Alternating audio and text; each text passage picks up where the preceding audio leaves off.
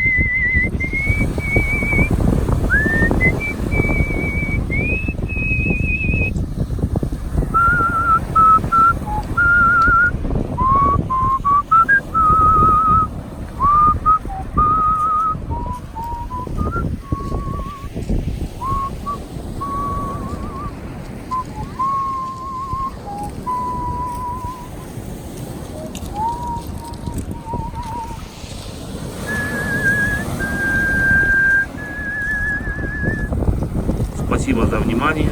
Как всегда с вами Дмитрий Фролов, художественный свист.